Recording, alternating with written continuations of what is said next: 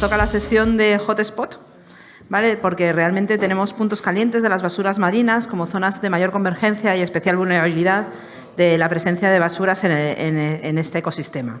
¿Vale? Este efecto se va incrementando con el tiempo y además va afectando a las corrientes marinas, nos va afectando a un montón de variables que al final impactan en los ecosistemas, en las especies marinas, incluso en nosotros mismos como humanos. Para hablar de ello están invitados Tamia Brito, tenemos a Patricia Ostiaski, a Yasmina Rodríguez y, por último, a David León. Todos ellos nos van a hablar de hotspot. ¿Te cambió el nombre? Uy, aquí me cae. Perdón. Y a Luana Port. Perdona, Luana. Ayer me pasó otra parecida. Entonces, vamos a contarnos con los hotspots. Serán 10 minutos cada uno y al terminar haremos una ronda de preguntas y podéis hablar con ellos. Lo que no nos dé tiempo a hacer aquí, pues lo haremos luego fuera, tomando un café. Tania.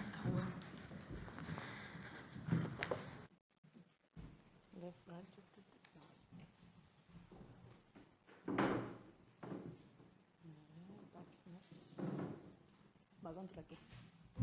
¿Cómo pasa esto? A ver. Ahora ya pasó. Bien. Buenos días. Bueno, yo les vengo a hablar un poco del tema de reservas marinas y el trabajo que estamos haciendo en el ámbito de las reservas marinas en cuanto a las basuras marinas. En Canarias hay 3 reservas marinas. Estas figuras se crean con la finalidad de la recuperación de los recursos marinos vivos y el mantenimiento de las pesquerías artesanales en los sitios donde se crean. Actualmente en España hay 26 reservas marinas, de las cuales 3 están en Canarias. La primera de ellas que se creó fue la de La Graciosa, islotes del norte de Lanzarote, en el año 95. La segunda en el año 96, en la punta de Restinga, Mar de las Calmas, en el Hierro. Y la tercera y última de momento es la isla de La Palma en el 2001. Con lo cual ya incluso La Palma tiene ya más de 20 años de tradición. Bien. Los principales trabajos que nosotros hacemos en relación a las reservas marinas en el ámbito de estas figuras protegidas están principalmente relacionadas con la recogida diaria con los medios adscritos a estas reservas marinas, con los barcos y con vehículos. Por otro lado, el estudio de impacto de estos residuos sobre los ecosistemas marinos presentes en estas áreas marinas. Por otro lado, en la asistencia a especies marinas protegidas como las tortugas y cetáceos, aparte de otras como las aves marinas también. La participación pública en la recuperación, fomentar la participación pública en la recuperación de las basuras marinas y la divulgación y en educación en la comunidad escolar de todas las islas, ¿no?, que tienen reserva marina, incluso en otras que van más allá. En relación a la recuperación, ahí ven algunas imágenes de cosas que nos encontramos habitualmente. La primera de ellas no es tan habitual, pero nos viene dada por las corrientes marinas que vienen desde el otro lado del océano. En el primer caso arriba, no sé si se puede señalar, no creo que se pueda señalar. Ven una caja de cartuchos de munición americana que nos vino flotando, que viene probablemente por corrientes marinas y ha llegado a otras islas. Vemos, bueno, cantidad de redes, etcétera, plásticos y luego algunas artes de pesca que se quedan enganchadas en los fondos, como pueden ser los tambores de morena y abajo, bueno, pues ruedas, latas, etcétera, ¿no? Todo eso es objeto de recogida, ¿no?, de todo lo que se encuentra. Por otro lado, hemos estado haciendo un inventario de impactos que se están presentes en las costas donde albergan las reservas marinas y están georreferenciadas en cada punto, qué tipo de residuos hay, la cercanía a la costa que tienen esos residuos, el posible impacto de llegada al mar, etcétera, ¿no? Pues tienen algunas imágenes de los lugares que estamos controlando y avisando a las administraciones competentes, en este caso a los ayuntamientos, cabildos, etcétera, de la presencia de esos residuos, que en muchos sitios no son zonas muy frecuentadas, pero que sí son frecuentadas por pescadores o por gente que coge su coche y tiene una serie de residuos y lo tira en sitios donde oficialmente no se ve, y es muy habitual. Bueno, las colillas, las redes, el impacto sobre las algas y los fondos de de los anzuelos, etcétera, ¿no? A ver, si quiere. Bien. También, evidentemente, como tenemos un servicio de protección que está funcionando durante 365 días al año, nos encontramos a lo largo de nuestros trayectos de protección y de vigilancia a especies protegidas, tales como las tortugas marinas, algunos cetáceos, aves marinas, etcétera, que algunas de ellas se encuentran pues, en estado heridos por la afección con plástico, por ingestión de plástico, por enrede con sacos de rafia, con redes, etcétera. Entonces, las primeras curas las intentamos hacer nosotros. Tenemos un acuerdo con los centros de recuperación de fauna de Canarias, cada isla la suya, y luego se trasladan los ejemplares a Gran Canaria o a Tenerife en función de la cercanía. En ese caso pueden ver, 3 tortugas marinas. La de abajo a la derecha se la tuvo que amputar una de las patas por gangrena, porque tenía una infección grave por el enganche de sacos. Y en el parte de arriba es una pardela que también estaba enganchada con redes y también se encontraba, tenía parte del cuello cortado por la afección de las redes que tenía, ¿no? En estos casos intentamos recuperar, y las que no, se hace la necropsia para ver el estado, o sea, la causa de la muerte principalmente. A ver si allí, es que no sé dónde va. Ahí, bien. Otra de las cosas que hacemos también es favorecer la participación pública en la recuperación de la basura marina. No solamente a nivel de buceo, que también lo hacemos, de vez en cuando eso se colabora con los centros de buceo, club de buceo, que tienen su función, su actividad en el ámbito de la reserva marina para la recuperación de algunos residuos que están en los fondos, como pueden ser neumáticos y otro tipo de basuras que existen. Y con lo que ven a la derecha es una recuperación de basuras que hicimos con los vecinos de las zonas que tienen, digamos, albergan costa de reserva marina, en la recogida de residuos. Eso fue hace ya un par de años en La Palma, y eso fue toda la basura recogida en 2 horas en una franja de 5 kilómetros, para que se hagan una idea de la cantidad de basuras que llegan. Muchas de ellas peligrosas, muchas de ellas habían venenos de plátanos, baterías. Nosotros debajo del agua la verdad que nos hemos encontrado bastantes cosas, lavadoras, etcétera. Todo eso intentamos sacarlo, todo lo que se puede, pero también intentamos implicar a la población y al público en la recogida para que sean conscientes de la problemática que existe en su propio municipio y en su propia costa. Bien, a ver, atrás, bien. Y finalmente, una de las labores principales que tenemos en el ámbito de reservas marinas, en toda España, pero especialmente en Canarias, empezamos con esta importante labor, es la educación y la divulgación de la importancia de la protección del medio marino, no solamente de las pesquerías, sino también del propio medio en sí, como base y ecosistema para la recuperación de los recursos. Por eso damos charlas en todos los colegios donde están presentes las reservas marinas, en otras islas también, como Tenerife, Gran Canaria, etcétera. Hemos hecho talleres específicos relacionados no solamente con los temas pesqueros, sino también con residuos. Ahí pueden ver imágenes de uno de los talleres que hicimos en El Hierro hace ya tiempo, en el que tratamos de llevar a los más pequeños la basura que nos encontramos en las propias reservas, para que ellos vieran de primera mano el impacto que tiene, porque hay muchos de ellos que evidentemente todavía no pueden sumergirse y no pueden ver lo que nosotros vemos debajo del agua. Por otro lado, en el faro de Fuencaliente, en La Palma, hay un centro de interpretación que ya tiene sus años, pero que se creó con la finalidad de transmitir un sentimiento de afección, de ver los efectos de las basuras y de otros impactos sobre el medio marino. De hecho, el suelo del centro está hecho, como lo ven, arriba a la derecha, de cristal, y toda la parte del fondo está llena de distintos residuos que nos hemos encontrado, y es una manera de que todos los visitantes que vayan al centro puedan ver las basuras que nos encontramos a lo largo del medio marino y ver el impacto que tienen. Como ya me dijeron que 2 minutos y que vamos mal, había un vídeo, pero no se los voy a poner, así que no se los voy a poner. Así que muchísimas gracias, y cualquier pregunta estoy a su disposición.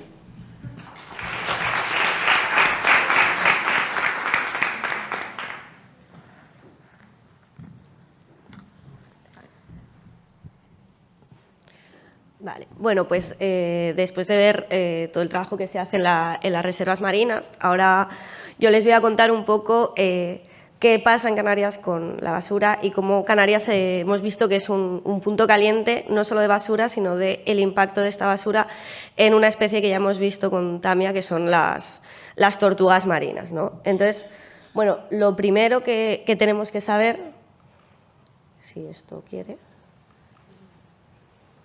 ahí, es qué hacen las tortugas marinas aquí, de dónde vienen y qué impactos puede tener esta basura en ellas, ¿no? Entonces, bueno, ahí ven un mapa, como ven, Canarias está en medio de la ruta de esas tortugas, que esa es la ruta de migración de las tortugas marinas que proceden de la zona de Florida. Es decir, las tortugas nacen en Florida, comienzan su gran migración hacia la zona de no solo Canarias, sino también Azores y Madeira, en la que están, una zona en la que están mientras son juveniles, y una vez que llegan a la edad adulta, vuelven de nuevo a sus zonas de nidificación. Lo que quiere decir que aquí en Canarias lo que tenemos son ejemplares generalmente juveniles. También podemos encontrar adultos o subadultos, pero la gran mayoría son ejemplares juveniles.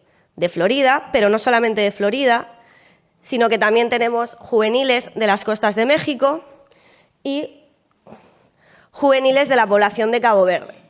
¿Por qué quiero hacer hincapié en esto? Porque quiero que entiendan que lo que ocurra con las tortugas marinas aquí en Canarias va a afectar a 3 poblaciones diferentes. Las tortugas marinas nacen muy pequeñitas, cuando son crías tienen una alta mortalidad, pero una vez que ya llegan a un tamaño más o menos como de unos 20 centímetros, no tienen grandes depredadores. Los únicos depredadores que tienen somos nosotros a partir de ese momento, ¿no? Entonces, si aquí tenemos un gran impacto, una gran mortalidad, estas 3 poblaciones se van a ver repercutidas, ¿vale? Y tengamos en cuenta que Florida y Cabo Verde son 2 de las poblaciones más importantes de tortuga boba. Aquí, aunque en Canarias podemos encontrar 5 especies, nos vamos a centrar en careta careta, que es la tortuga boba, que es la más abundante. Entonces, bueno, ¿qué pasa con estas tortugas que llegan enredadas en basura o que se ven afectadas por basura o por cualquier otro tipo de impacto causado por nosotros? Pues, como ya comentó Tamia, en todas las islas tenemos sistemas de atención a los varamientos, no solo de tortugas, sino de toda la fauna silvestre. Gran Canaria, Tenerife tienen centros de recuperación gestionados por cada uno de los cabildos, también en Fuerteventura, y en el resto de islas los que se tiene son diferentes sistemas, convenios, etcétera, en los que se atiende a los animales y en determinados casos, pues como ya se comentó, se trasladan bien a Tenerife, bien a Gran Canaria, dependiendo de la que esté más cercana o el centro en el que tenga los mejores recursos para atender a este animal. Esto es importante porque todo el trabajo que se ha desarrollado no hubiese sido posible sin la colaboración de todos los cabildos, de los centros de recuperación, de los trabajadores, ¿vale? También todo esto ha sido un trabajo que seguimos llevando a cabo de colaboración entre todas las islas.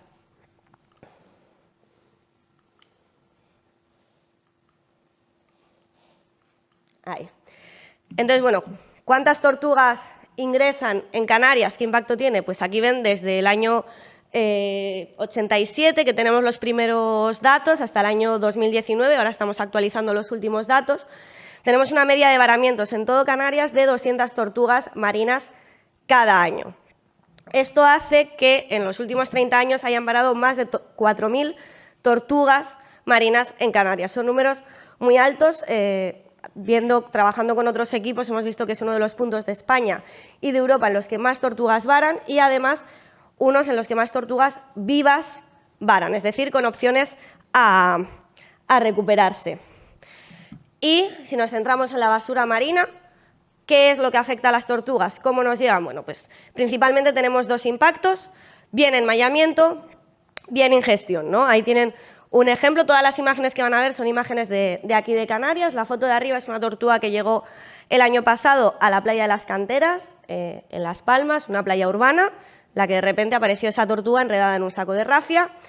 La de abajo es una tortuga que, aparte de estar enredada, también había ingerido un trozo de cuerda de rafia. Pero bueno, sí que es cierto que no son los únicos impactos que tienen estos animales.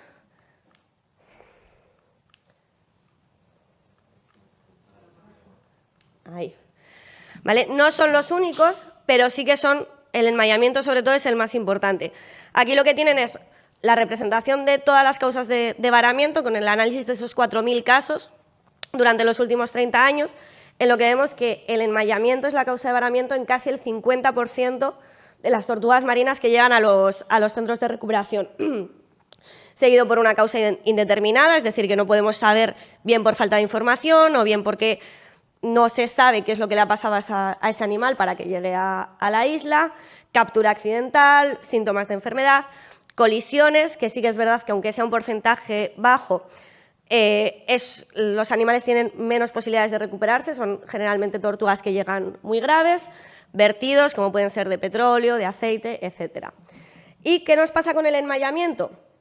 Si nos fijamos solamente en eso, aquí tenemos uno de los graves problemas. Estamos hablando de que necesitamos saber qué basura hay en el mar, en las playas, etcétera, para poner soluciones.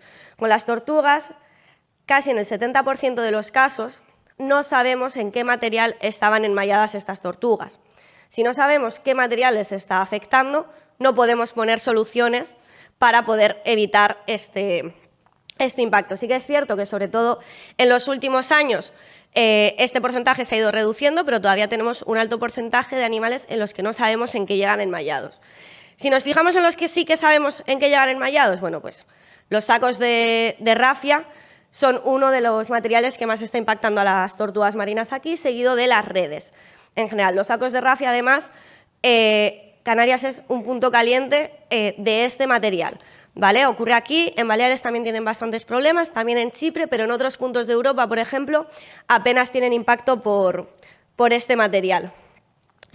Y esto es lo que nos encontramos con el enmayamiento de las tortugas en Canarias. Como ven, tenemos 3 tortugas enredadas en rafia, una de ellas en la que incluso no solo tenemos el saco, sino que tenemos la empresa de la que procedía este saco de rafia. Tenemos tortugas enmayadas en marañas de nylons, pales, etc. Y tortugas enmayadas en redes. Sí que es cierto que en estos casos todas estas tortugas pudieron ser liberadas, recuperadas y devueltas al mar, ¿vale? Las tortugas sí que son animales muy fuertes, por lo tanto, generalmente se recuperan bien. ¿Pero qué impactos tiene el enmayamiento? Bueno, pues tenemos desde impactos relativamente leves, es decir, pueden tener heridas en las aletas, como pueden ver en estas imágenes, que se curan relativamente bien y el animal se puede liberar de nuevo. Estas heridas en ocasiones son tan graves que llevan a la amputación de las aletas, ¿no? Como ven aquí, esa aleta trasera todavía la mantiene, pero está tan necrosada, en un estado tan malo, que esa aleta ya no es recuperable y por lo tanto habría que amputarla. O en el otro caso tenemos una tortuga verde que el nylon directamente le amputó la aleta. Es importante decir que una tortuga marina sin una aleta puede sobrevivir perfectamente, ¿vale? Por lo tanto no habría problema. Y este enmayamiento también se puede dar en el cuello. Normalmente son más espectaculares, pero los animales también se recuperan sin problema.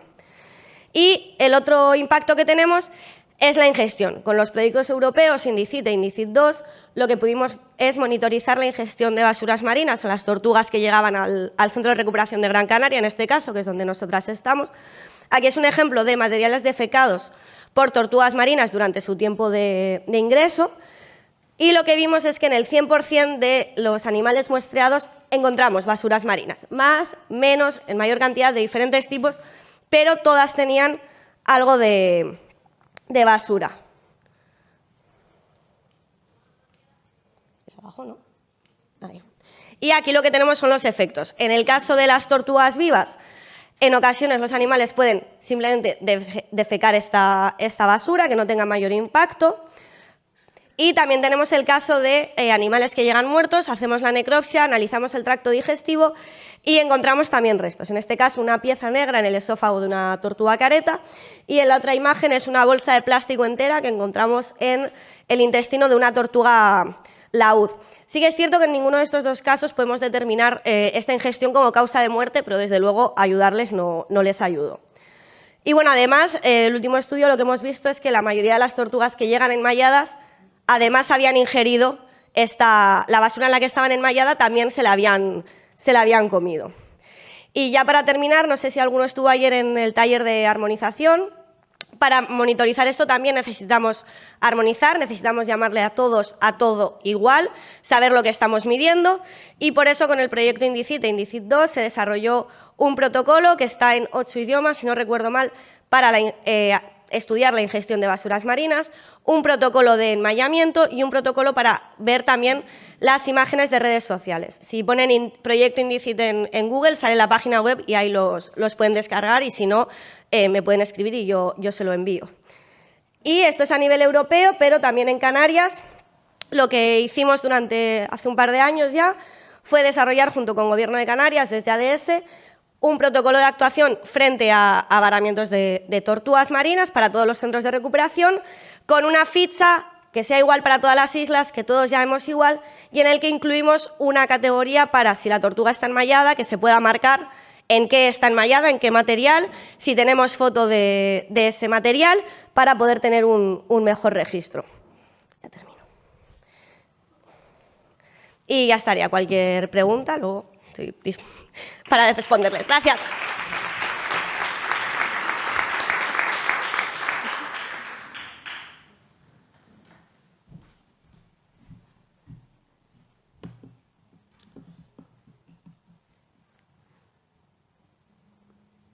Buenos días, mi nombre es Yasmina, vengo del Centro de Oceanos de la Universidad de Azores, y lo que voy a presentar hoy no es un trabajo que haya hecho yo sola, engloba diferentes centros de investigación, diferentes investigadores a los cuales les daré crédito al final de la presentación.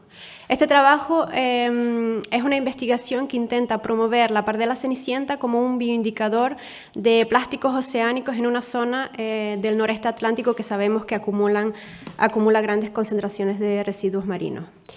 Quería comenzar con un poco de oceanografía física. Seguro que todos saben que los océanos están influenciados por corrientes superficiales.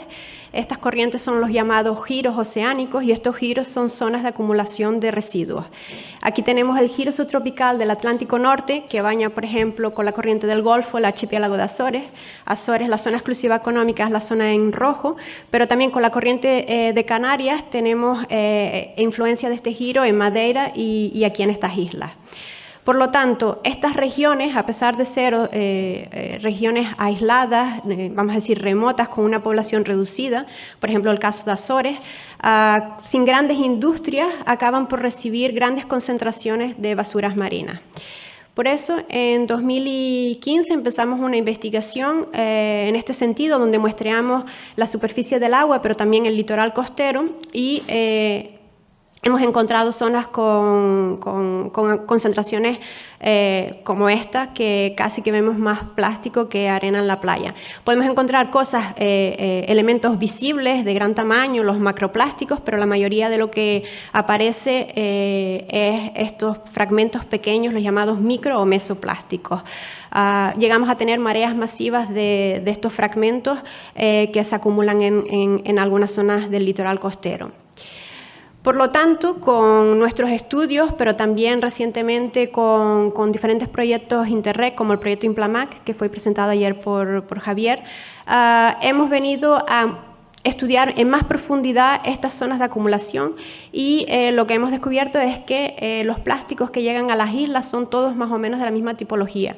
Esta foto representa muy bien, son fragmentos pequeños, principalmente blancos, algunos también azules, negros.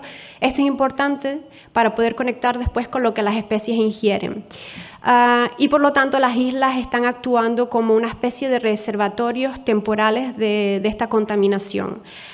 Es muy importante continuar a investigar estos locales, pero nos enfrentamos a ciertos problemas. Tenemos problemas logísticos y económicos. Por ejemplo, queremos contratar una embarcación y tripulación para ir a muestrear en el mar, necesitamos tener recursos económicos. Queremos ir a todas las islas, necesitamos tener personal entrenado y también pues, pagar todo lo que viene asociado. Por lo tanto, acabamos con pocos muestreos por año, y estos muestreos se van a ver muy condicionados por lo que les hablé al principio, por los sistemas físicos, las corrientes, los vientos, también la orientación de las playas. Va a ser que a veces tengamos concentraciones muy bajas de plásticos y luego tengamos también pues, de 100 partículas por metro cuadrado hasta 10.000 partículas por metro cuadrado. Entonces, cuando queremos dar respuesta a políticas europeas que nos piden saber cuál es la tendencia en el medio marino de este tipo de contaminación, nos enfrentamos a un grave problema porque no conseguimos ver, los datos no nos muestran nada. Entonces se ha venido sugiriendo el uso de especies como bioindicadores de este tipo de contaminación.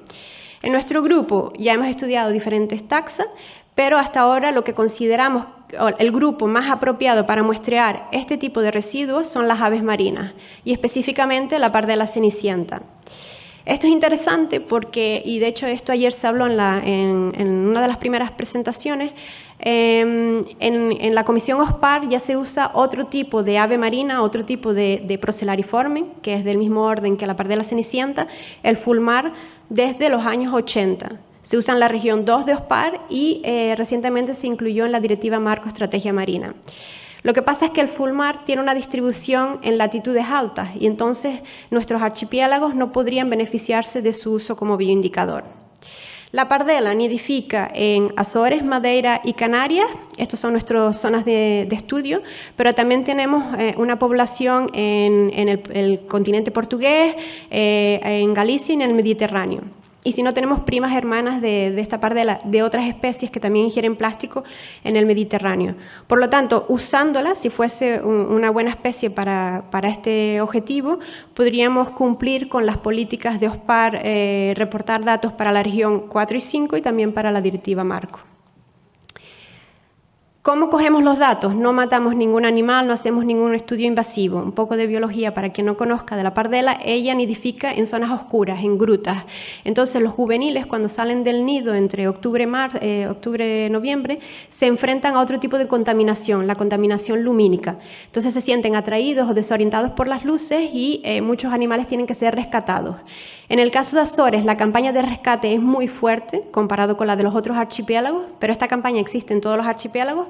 Por ejemplo, el año pasado en Azores se salvaron más de 6.000 aves, pero no todas sobreviven, pueden sufrir colisiones, ser atropelladas, pueden ser más fácilmente predadas por animales domésticos, algunas caen en los tanques de petróleo de los puertos, y entonces esos animales los guardamos y les hacemos la necropsia para ver qué ingirieron. En lugar de traer gráficos, traje una cosa mucho más visual, que es 2 mollejas de pardela en el lado, en vuestro lado, bueno, en el izquierdo, ¿sí?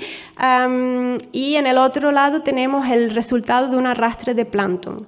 Las tipologías iguales, micro, mesoplásticos, el blanco el color predominante, principalmente fragmentos de plástico duro. También tenemos restos de líneas de redes de pesca, algunos pellets.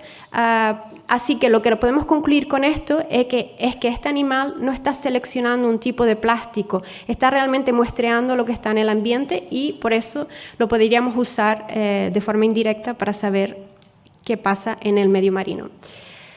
Como dije, esto es una colaboración de varios grupos de investigación, tenemos 25 años de datos, ahora tenemos más de 1.500, información de más de 1.500 aves. Si ven ahí, los fledglings son los juveniles, tenemos una muestra mucho mayor porque son víctimas de la contaminación lumínica, y si ven el porcentaje de aves que ingirieron plástico es muy alto, es 94%. Cuando vemos ese porcentaje por año, siempre es muy alto, está entre el 90 y el 100%, o sea, esta especie realmente se ve afectada por este tipo de contaminación. Para quien esté curioso por qué los adultos tienen menos porcentaje, estos juveniles todavía no se alimentaron por sí propios en el mar cuando murieron. Salieron del nido, murieron y nosotros los recogimos. Por lo tanto, lo que encontramos en el tracto digestivo es resultado de lo que sus padres, machos y hembras, perdón, se me mezcla el portugués, les transmitieron. Por lo tanto, hay una transferencia intergeneracional hacia las crías. Y como nosotros tenemos adultos de diferentes épocas de la época de nidificación, vamos a tener adultos que ya se limpiaron en cierta forma de estos plásticos porque ya se los transmitieron a las crías. Cuando vamos a ver este gráfico, el otro gráfico es un poco más complejo, pero se los explico. Número de plásticos arriba, el peso de los plásticos abajo.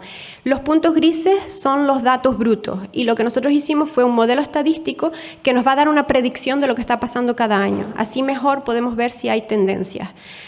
Vemos que hay una cierta fluctuabilidad. pero esta no es tan grande como lo que encontramos en las playas. Las concentraciones, el rango de concentración no es tan grande. Por lo tanto, podemos decir que este tipo de contaminación por fragmentos plásticos está estable en el ambiente con estos años de datos que tenemos.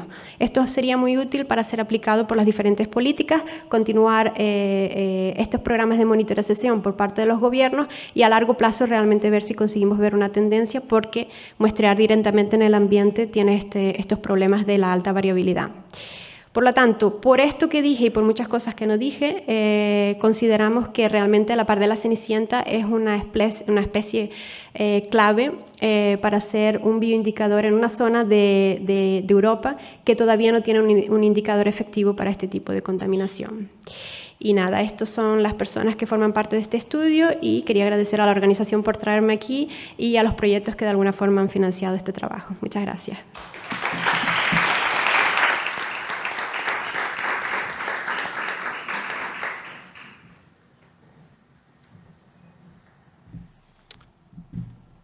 Bueno, hola, buenos días. Mi nombre es David, vengo de HIT Asociación y vengo a presentar un proyecto, Intemares Artes Perdidos, que es una serie de acciones que están incluidas dentro del proyecto LIFE Intemares, un proyecto que se desarrolla en las diferentes demarcaciones marinas para la gestión integral de los mares. Y esta acción en concreto, Intemares Artes Perdidos, sería una encomienda focalizada en la gestión de un tipo concreto de basuras marinas, como serían los artes de pesca perdidos abandonados. Dentro del proyecto LIFE Intemares, pues los artes de pesca perdidos abandonados pues se definen como artes de pesca completos o partes de los mismos que se encuentran en el mar, que por alguna razón pues han perdido su funcionalidad, que están fuera del control de su propietario y que pueden estar en superficie, a media agua o en el fondo, tanto fijos como a la deriva.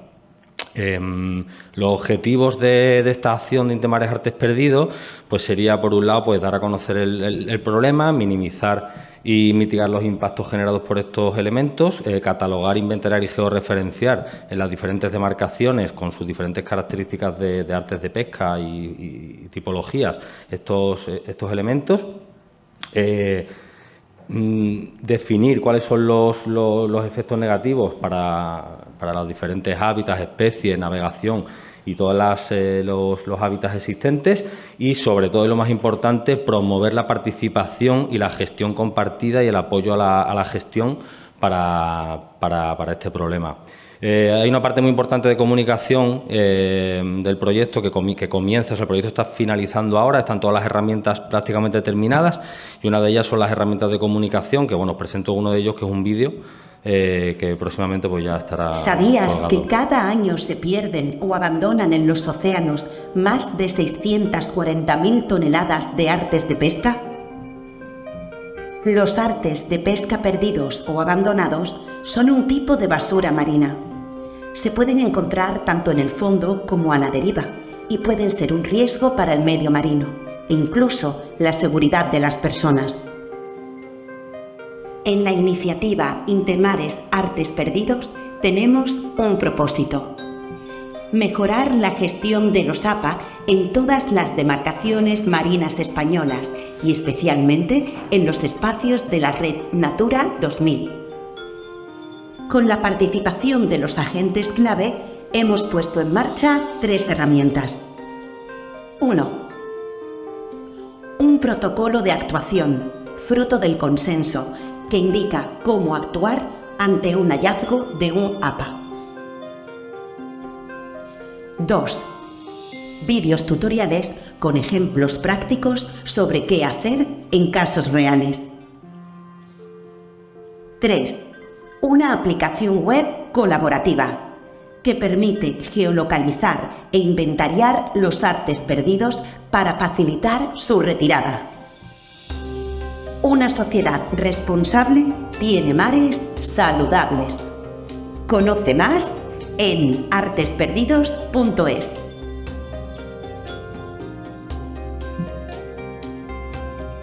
Bueno, Con la contribución financiera del programa LIFE de la Unión Europea. Eso tiene que salir. He querido gastar un par de minutos de la presentación en esto porque me parecía importante y porque además es verdad que el vídeo explica de forma muy concreta las diferentes acciones del proyecto, ¿vale? Que como habéis visto pues son realmente 4, lo que sería la generación de un protocolo consensuado con los diferentes actores para toda la gestión desde la localización de un hallazgo en las diferentes tipologías que existen hasta su gestión posterior, pasando por una evaluación, en el caso de que se necesite o no necesite retirar, todo el procesado, ¿no? Después, la acción del visor o herramienta para inventariar, georreferenciar y que sirva de apoyo a la gestión para los gestores, y ahora veremos rápidamente de qué manera. Acciones demostrativas, que serían pequeñas acciones que llevan aparejadas pues una serie de comunicación, vídeo demostrativos para las diferentes características de estos rescates o de estas acciones, y acciones de comunicación. Inicialmente, como decía el vídeo y como pone ahí, estaba desarrollado para los espacios Red Natura 2000,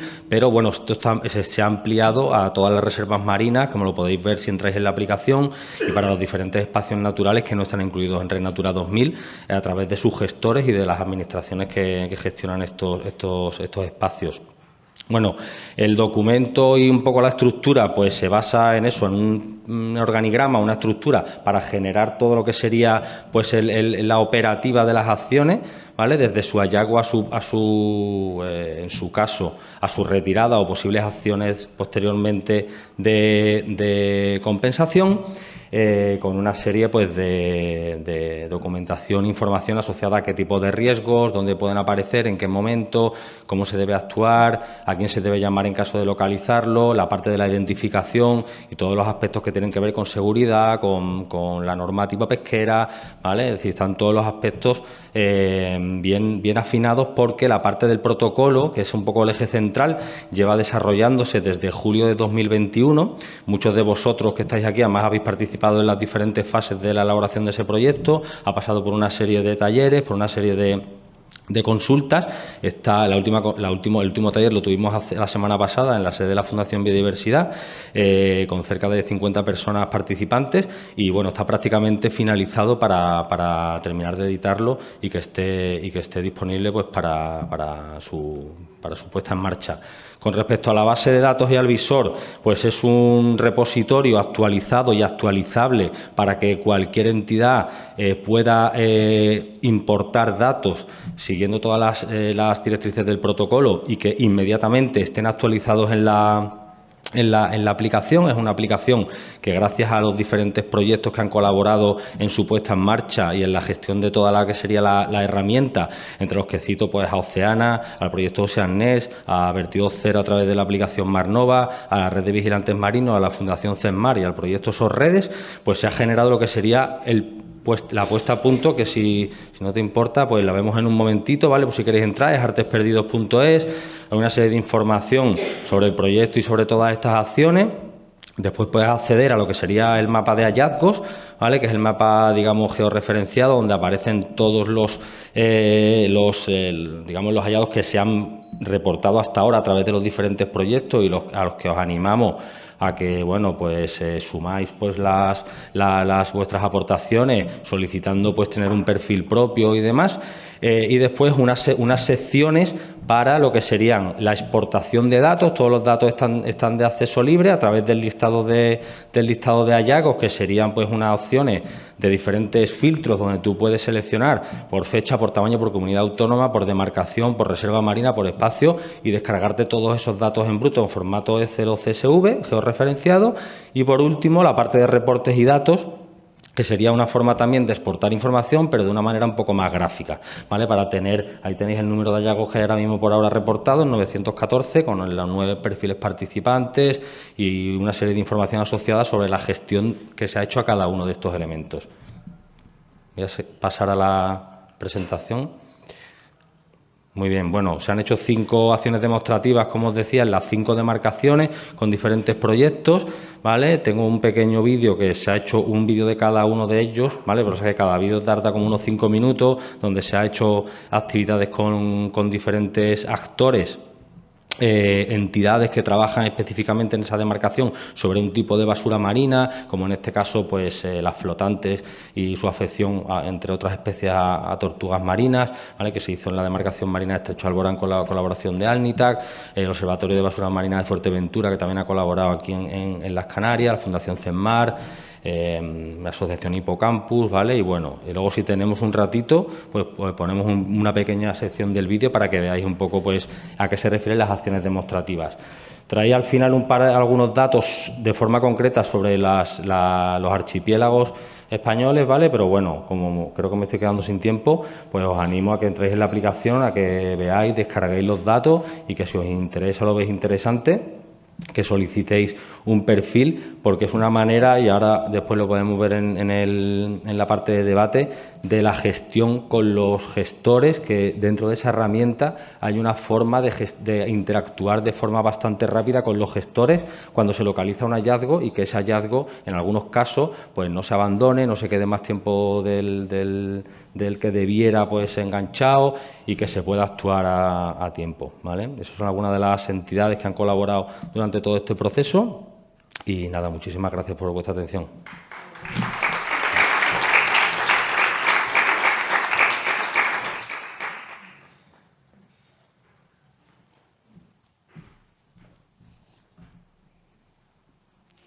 Hola, bueno, soy Luana y ahora nos trasladamos al Caribe colombiano, ¿ok?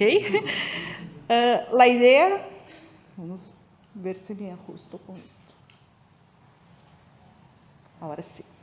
Bueno, la idea es presentar los resultados, algunos resultados de algunas expediciones que son desarrolladas en el Caribe colombiano a través de la Comisión Colombiana de los Océanos y la Armada de Colombia. Ellos organizan a cada año una expedición en algunas islas de la reserva Seaflower, que es una reserva de la biosfera. Entonces, son islas habitadas, no habitadas, atolones. Y la idea es hacer las expediciones para conocer un poco más lo que se encuentra en estas islas. Las expediciones siempre cuentan con más o menos 30 a 40 investigadores de todas las áreas, biólogos, oceanógrafos, geólogos, y es para dar una idea general al mismo tiempo de todo lo que se encuentra en estos sectores. Este proyecto de residuos en estas islas. Vamos lá. Aquí. Bueno, no tengo detalles, ¿no?, de los datos en esta presentación, pero de 3 expediciones ya tenemos publicaciones, entonces si tienen interés pueden entrar en las publicaciones para tener resultados de datos, concentración de residuos y todo más. La metodología que utilizamos de muestreo utiliza siempre la playa y el post-playa vegetado cuando hablamos de playas, ¿ok? Para poder tener esta idea de movilidad de los residuos entre los ecosistemas. Además, dentro de estas expediciones, no en todas, porque no siempre encontramos todos los ecosistemas, pero analizamos los manglares, playas, cuando analizamos playas, si es turística, no turística, la constitución, o si es de arena, si es de grava, para también tener una visión de cuál es la distribución que encontramos ahí. Además, el post-playa vegetado, estas islas no tienen un sistema de dunas, pero tenemos la vegetación, entonces también analizamos ahí. Y los arrecifes de corales, más que todos los sectores que se utiliza para el turismo de buceo. Bueno, aquí en los buceos, más que todo 3 buceadores, ¿no?, mergulhadores, y hacemos una varredura para mirar macro residuos, ¿no?, y mirar el impacto del turismo dentro de estos ecosistemas. Ay, pasé uno más. Bueno, separé algunas informaciones con relación a estos estudios. La reserva tiene 2 islas habitadas, São Andrés y Providencia y Santa Catalina. Los resultados de São Andrés nos da, más que todo, una influencia de los usuarios de playa. Entonces, lo que más nos llamó la atención fue que cuanto más lejos del centro urbano, más residuos encontramos. O sea, las playas turísticas que tienen su limpieza casi que diaria, están limpias, en cuanto que otras playas que tienen el paisaje tan bonito cuanto encontramos muchos residuos y más que todo residuos peligrosos, fragmentos de vidrio. Y entonces, esta fue la línea que llevamos como para una gestión dentro de esta isla. Otro estudio que es un atolón, Albuquerque, es una isla no habitada que tiene solo un punto de la Armada. Y con esta isla, es un atolón, una pequeña isla, podemos más que todo mirar la influencia de las corrientes oceánicas dentro de la reserva. Aquí tiene algunas ideas de los residuos encontrados. Bueno, tenemos los residuos más que todo con incrustaciones que nos demuestran un poco, ¿no?, el transporte por corrientes, ¿no?, por tiempos considerables. Vamos lá, aquí tiene Aquí. En esta isla, cada punto, no sé si consiguen visualizar que cada punto tiene un color que es de concentración total de plásticos. Analizamos a cada 10 metros 71 puntos alrededor, porque es una isla pequeña, y podemos hacer una validación con una modelación de oleaje y viento predominante para poder validar la influencia de estas corrientes en la acumulación de los residuos en esta isla. Más que todo por no tener una fuente local de residuos, ¿no? Podemos enfatizar más que todo por los pellets de plástico, porque tampoco hay industrias, entonces podemos validar un poco la influencia de las corrientes en esta isla. Bueno, y por fin, en la isla de Providencia y Santa Catalina, una isla habitada, pero no tan turística cuanto la anterior, cuanto São Andrés, y con presencia de varios ecosistemas. El ejercicio más que todo fue mirar el intercambio de residuos entre estos ecosistemas y dónde queda concentrado, cuáles son los hotspots dentro de esta isla de acumulación de residuos. Entonces, los principales puntos de acumulación son los manglares y el sistema de pós-playa vegetado. Deixa eu mirar para poder hablar un poco. Bueno, aquí algunas fotos, ¿no?, para contextualizar un poco la isla, una isla, ¿no?, del Caribe, con mucha vegetación. Entonces, todo esto hace con que los residuos queden atrapados en estos ecosistemas. Aquí otro, sectores cerca de los arrecifes de corales, de pastos marinos. También encontramos algunos residuos, pero no tantos, que no nos alegró. Y el ejercicio principal fue hacer esta gráfica para empezar a entender cómo que se da el intercambio de los residuos entre los ecosistemas, a través no solo del número de residuos, pero también la caracterización, mirar si eran, ¿no?, similares o no. Algunas ideas que surgieron, pero los detalles están en el artículo, ¿no?, para los que tienen más interés. Entre la playa y el post-playa tenemos tanto la movilidad por el viento, que lleva los residuos que son dejados en la playa hasta el post-playa, pero más que todo también la limpieza de estas playas que se llevan los residuos a estos sectores de post-playa, ¿no? Porque si el turista está ahí a frente, en la parte de atrás no pasa nada, entonces encontrábamos, ¿no?, acumulaciones puntuales que nos da esta indicación de llevar los residuos a estos puntos. Bueno, con los manglares tenía una similitud con los residuos de playas, entonces indicando también una deposición de estos residuos, pero también una parte de un manglar que es una reserva y que no tiene cerca playas o acceso, ¿no?, de personas que viven en la isla, encontramos una cantidad muy grande. Entonces también dando la indicación de corrientes, ¿no?, trayendo estos residuos. Algún punto que nos llamó mucha atención, cerca de estos manglares que estaban muy contaminados, recifes de corales muy próximos no tenían, como tenían 1 o 2 ítems de residuos. Entonces, nos da esta indicación que aún no tenemos esta transferencia directa de los residuos que llegan a los manglares para los arrecifes de corales. Y también que los manglares no son muy buenos en atrapar los residuos y con esto quedan en estos puntos. Bueno, en este momento estamos avaliando los datos de una expedición en la misma isla siguiente, después de un huracán que destruyó todo el sistema de manglar y toda la estructura de la isla. En torno del 90% de la isla, la estructura urbana tuvo algún daño. Entonces ya estamos observando una variación, ¿no? Porque el manglar se degradó por completo y estos residuos, una parte, claro, vuelve al sistema y otros sí lograron hacer limpiezas, pero no, por estos eventos extremos tenemos una redistribución de estos residuos y ahí estamos analizando los datos para poder, ¿no?, tener algunas conclusiones.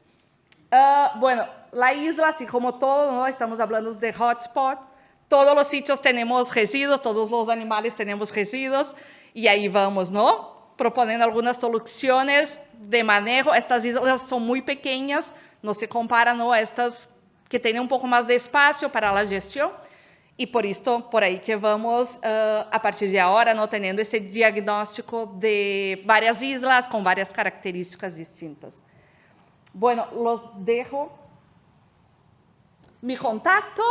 Si tienen interés en los artículos o no intercambiar información, podemos seguir hablando después también del evento. ¿Ok?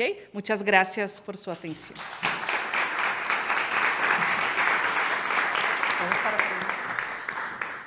Pues muchas gracias a todos y ahora pues los tenemos a todos disponibles para que podáis hacerles todas las preguntas que queráis durante una hora.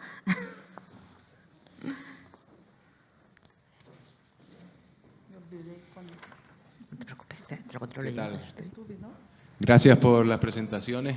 Bueno, mi pregunta va para Tamia y para David, también para el resto de proyectos, pero bueno, tengo curiosidad, perdón. Bueno, soy David, coordinador del proyecto de Ecoáreas del Gobierno de Canarias. Y nada, mi pregunta va para Tamia y David. Me gustaría saber un poco cómo ha sido la relación con las comunidades de pescadores en los proyectos que han presentado. Es decir, la implicación de ellos, si ha sido positiva, si ha sido negativa, qué problemas han encontrado y si es así, cómo los han solucionado. Ya. A ver, como en todos sitios cuecen habas. Hay gente que está interesada y gente que no. De hecho, se han hecho proyectos, no directamente desde reservas marinas, pero sí apoyados por reservas, como fue Mares Circulares, en el que concretamente en la Reserva Marina del Hierro, la Restinga, se hicieron proyectos de recogida de residuos del mar y con eso se ha hecho un proyecto que se ha desarrollado y que ha tenido fruto y parte de ese fruto es el banco que está ahí fuera, que se ha fabricado con esos residuos. Entonces, hay pescadores, por supuesto, que colaboran y otros que no tanto colaboran. Pero sí que en el día a día que nosotros tenemos con los pescadores en general, en el ámbito de las reservas, les explicamos la importancia de esa recogida, del impacto de esos residuos que llegan al mar sobre las comunidades de peces y que al final ellos se ven afectados directamente por todas esas basuras. O sea, no es una cuestión solamente ambiental, sino que es una cuestión que está afectando a las comunidades de peces. Cada vez son más habituales encontrar distintas especies de peces con plásticos en su interior y eso afecta también a la salud alimentaria y a las personas que a ellos venden, ¿no? Tienen objeto de venta de los recursos pesqueros. Entonces, cada vez van calando más este mensaje sobre el sector pesquero. Queda mucho trabajo por hacer, por supuesto, pero entendemos que cada vez hay más, sobre todo los jóvenes, que van metiéndose en esa línea y que entienden además que es un problema que les afecta a todos, no solamente a ellos o a los ecologistas, ¿no?, que estamos en esta historia, sino al día a día y a su propio producto, que es el pescado, que es el que nos llega a todos con esa problemática que deriva no solamente de los pescadores, sino de todos los seres humanos que estamos en este planeta, que utilizamos residuos y que llegan al mar de una forma o de otra. Sí, yo me quedo sobre todo con la última frase que ha dicho, que vamos avanzando poco a poco en ese sentido, en comunicación y en algunas iniciativas por parte de determinadas cofradías o de algunos sectores en este sentido. Y en nuestro caso en concreto, en el caso del proyecto de Intemar Artes Perdidos, aparte de que dentro del proyecto LIFE, pues uno de los socios es la Federación Nacional de de pesca. Sí que dentro de los actores entre los que se ha contactado hay algunas cofradías que han participado activamente desde el principio del proyecto, tanto en dar información, por ejemplo, pues de reportes de pérdidas y demás, y sobre todo en lo que se refiere al protocolo concreto en relación a cuando se rompe o se pierde un arte de pesca en faena, no se puede recuperar. En ese momento es cuando se consideraría como un arte de pesca perdido o abandonado, la manera que se debe gestionar por parte de los pescadores y demás. Entonces, hay una serie de cofradías que sí que han participado, pocas, pero bueno, creo que es un buen indicador. Una precisión con respecto a las artes perdidas. Nosotros en Reservas Marinas hablamos con los sectores, con las cofradías, y colaboramos directamente si se encuentra cualquier tipo de arte perdida que a ellos se les pierde porque por una corriente o porque se rompe el cabo, etcétera. Como nosotros tenemos buceadores profesionales en la reserva, cualquier arte perdida que ellos nos comunican, procedemos a sacarla del mar, y eso es un bien para ellos y un bien para el ecosistema. O sea que ellos nos están avisando en la mayoría de los casos de las artes que se pierden para poder recuperarlas siempre que sea posible, lógicamente por la profundidad o por la tipología del arte.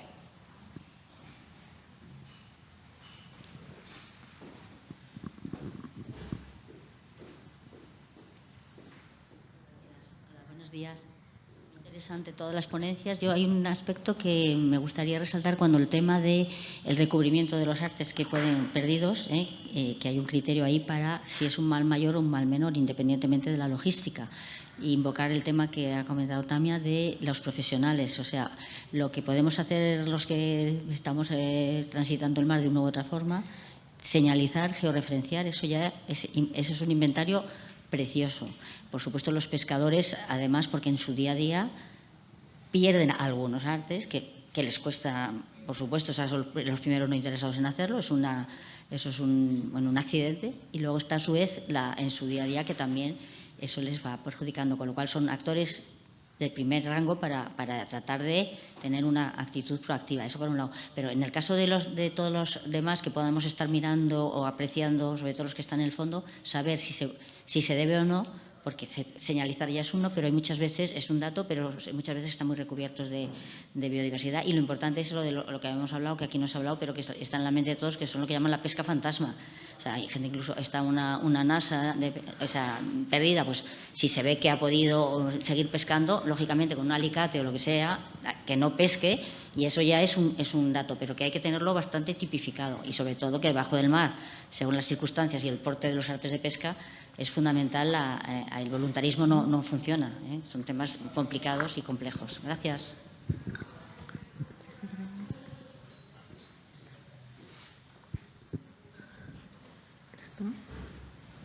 En morado. Allí. ¿Hago pregunta yo también? Vale. Yo tengo una pregunta para Yasmina. Bueno, mi nombre es Michael del Angel Shark Project. Por un lado es saber si los microplásticos que tienen las pardelas dentro, si se sabe si que están comiendo esos microplásticos directamente o es por los peces que están comiendo que tienen microplásticos dentro. Eso es una pregunta. Y la otra sería para David, que me parece el inventario súper interesante para localizar dónde están las artes fantasma y los artes perdidos. Aquí, como decían antes, o sea, las nasas cuando se pierden en un sitio, los pescadores al final no pueden seguir tirando nasas ahí porque se les enganchan con las nasas que ya están allí. El problema viene cuando en la retirada de esas nasas, porque oficialmente solo podrían hacerlo buzos profesionales o gente que se le contrata para ello o los GEAs. Y entonces, ¿cómo está el tema para justamente el voluntario, estos centros de buceo que quieren participar? ¿Cómo pueden hacerlo legalmente y participar en esa retirada? O si lo pueden hacer o si eso está contemplado en el futuro. Sobre el mecanismo de ingestión, realmente es muy difícil saber cómo están ingiriendo estos plásticos. A través de la dieta lo tenemos descartado porque ya hemos hecho muchas especies que las pardelas ingieren a través de proyectos nuestros, pero ahora con el proyecto Implamac también hemos analizado muchísimos estómagos de peces, y los peces están ingiriendo plásticos, pero son microplásticos de la fracción no visible, y lo que las pardelas ingieren principalmente son micro y meso, o sea, elementos ya visibles.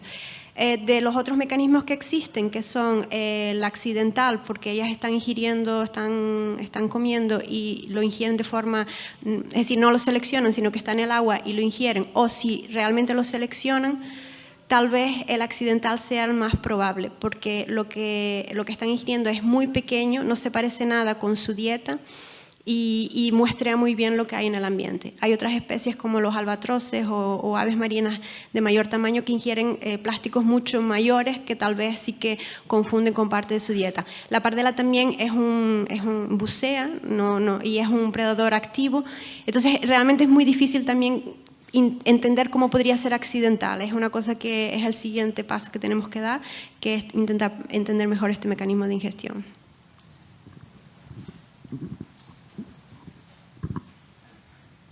¿Puedo? Saludos. Creo que queda otra pregunta primero. Es sobre...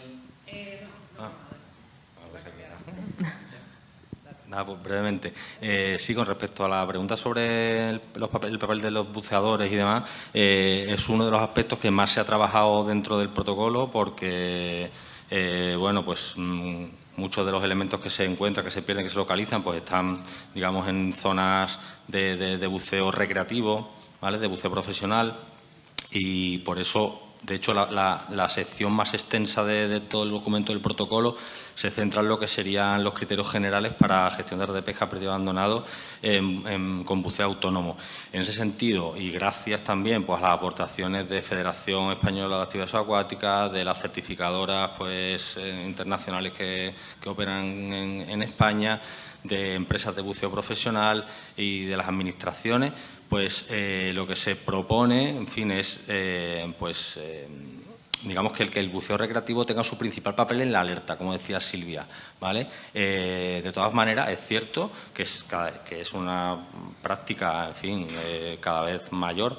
Las organizaciones y las actividades organizadas de limpiezas de fondo, de limpiezas marinas, en las cuales, aparte de basura marina generalizada, pues se localizan también artes de pesca, ¿vale? Algunos artes de pesca pueden ser fragmentos muy pequeños, como pueden ser plomos, como pueden ser pequeños sedales, cabos y demás, y en otros casos pues son elementos más grandes que en esos casos lo que se recomienda es una señalización y una posterior gestión por el organismo o por la entidad que esté certificada para poder realizar esos trabajos. Dependiendo de cada zona, de cada comunidad autónoma, de cada espacio natural, pues hay algunos pues eso, con recursos muy importantes, muy bien estructurados, como reservas marinas, por ejemplo, que tienen su equipo de buceo profesional y demás. En otras zonas existen otros criterios, como por ejemplo pues otro tipo de buceadores a lo mejor más técnicos, buceadores profesionales que realizan esas actividades a demanda, pero lo que se pretende es no fomentar las retiradas, sino todo lo contrario, es decir, alertar y estructurar bien pues cómo se están realizando estas acciones que, bueno, que tienen un horizonte pues en muchos casos altruista, pero que debe ser pues bien estructurado. Buenas. Mi pregunta para Luana. Gracias por traer el highlight hacia el Caribe. Pero mi pregunta a ti es, ¿hasta dónde quizás llegará tus evaluaciones en cuanto a desarrollo de posibles alternativas? O quizás sea un tema para ahorita, para el café, o más adelante. Pero sí me impresionó que identificaras esas áreas, esos hotspots, ¿no? Como bien los mencionaste, pero aprovechando también la oportunidad de que tenemos a Caroline, ¿verdad?, de Bonaire, que estaba hablando con ella hace un tiempo sobre ¿verdad?, algunos residuos que reciben, un ejemplo de otros territorios, ¿no?, como Venezuela, etcétera. ¿Hasta dónde llegará tu evaluación, I guess, de esos hotspots, de pues quizás atacar entonces la proveniencia de dónde provienen, quizás atacar el simple hecho de que pues ya me llegaron, ¿qué vamos a hacer? Ahí es hasta dónde llega, ¿verdad? esa evaluación de tu parte. Sí, muchas gracias por la pregunta. Bueno, como es una expedición y tiene muchos involucrados, no solo plásticos y residuos, pero de todos, siempre al final de la expedición y al principio de la siguiente, incluso durante este periodo, se hace eventos con toda la isla. Claro, la percepción es que la isla es pequeña. Por ejemplo, São Andrés, puedes dar la vuelta en menos de una hora, puedes dar la vuelta en carro por la isla. Entonces, es un poco más accesible para llegar hasta las personas que toman las decisiones. Y más que todo, las entidades que son las responsables, como la Armada, los de parques naturales, también hacen parte de la expedición. Entonces, la troca de información es muy directa. Entonces, enquanto ellos están volviendo de un buceo por algún organismo, nosotros estamos con las bolsas de basura. Entonces, es muy fácil este diálogo. Y el posterior siempre también trabajamos con los políticos, al menos exponiendo, porque ahí ya va más por la voluntad política que ambiental. Pero como es una reserva de la biosfera, ellos tienen que seguir algunos y tienen que escuchar un poco lo que se está encontrando ahí. Considerando, claro, cuando piensan el Caribe colombiano, hace poco tiempo, como, no sé, menos de 10 años, que se empezó a estudiar todo, desde la geología, todo. Entonces, tiene muchas cosas que hacer y vamos como sumando. Mira que ahí son 4 expediciones, entonces 4 años hasta llegar a resultados como estos, porque antes no había nada de indicación, de número, de cuantificación, de nada. Entonces, ahí vamos, pero es más fácil por ser más pequeño esta comunicación. ¿Alguna pregunta? Yo tengo... ¿Tienes? No, pero puedes escribir. No necesito. No, termina. No, yo quería preguntar para ellos después. Ah, vale. Pues. Pregunto yo. Patricia, ¿cómo identificáis que es impacto de las basuras de Canarias y no de otras basuras que vienen de otros lados? Lo que hicimos, porque los resultados estos, tanto el enmayamiento como la ingestión, el empezar a estudiarlos fue por el proyecto Indicid. Era un proyecto europeo, estaba Portugal, España, tanto Canarias como Mediterráneo, Francia, Italia, Grecia, Túnez y Turquía. Y entonces, claro, cuando empezamos a ver los resultados, lo que vimos es que las tortugas que llegan enmayadas a Canarias generalmente llegan vivas, que en muchos sitios no llegan vivas, por lo tanto creemos que tienen que estar afectadas más cerca de la costa que en otros sitios, es decir, las conseguimos detectar antes y además por el tipo de basura. Pero es cierto que no podemos saber muchas veces si esa basura en la que están enredadas procede de Canarias o no. Eso es lo que estamos intentando ahora, intentando incentivar el uso de la fotografía, que cada vez que llega una tortuga enmayada se tome una fotografía de ese material de enmaye, porque ahí sí que podemos localizar. Por ejemplo, una de las imágenes se veía la empresa del saco de rafia y pudimos llegar a ver qué empresa era. Era una empresa de forraje para ganado que distribuía un montón de sitios. Muchas veces nos han llegado también en palangres ilegales que se suelen utilizar en las zonas de Marruecos, que son muy característicos, naranjas, con botellas de lejía como boyas. Entonces, toda esa información es lo que ahora estamos intentando con esas imágenes poder intentar identificar. Es lo mismo que con los anzuelos, ¿no? Cuando llega una tortuga con un anzuelo, hay veces que vamos a hablar con expertos para que nos digan, pues este anzuelo se usa para esto, que aquí no hay este tipo de pesca, o sí, y así poder ver de dónde viene ese impacto, pero es complicado. Y esto va para vosotras, Patricia y Yasmina, yo creo que la pregunta vale para las dos, ¿vale? Hay otras especies marinas, además, entiendo, que pueden serviros de bioindicadores. Tú hablas de tortugas, tú hablas más de aves. ¿Qué otras especies nos podrían servir de bioindicadores en este sentido? ¿O no tiene sentido porque ya habéis visto que no dan resultado a la hora de medir? Bueno, nosotros en el caso de las tortugas yo creo que es un poco la misma idea que esto. La primera fue el fulmar en el norte de Europa y lo que se buscó en el caso de las tortugas fue una especie que tuviese más o menos las mismas características que el fulmar, que se alimentase un poco de todo, que no tuviese una alimentación muy restrictiva, que estuviese distribuido, que fuese más o menos accesible y que estuviese presente en el sur de Europa, que era lo que nos faltaba en el fulmar. Y se propuso, en este caso, las tortugas, y lo que se hizo fue un estudio, vimos que funcionaban y de momento, en principio, se ha quedado aquí, ahora con las pardelas.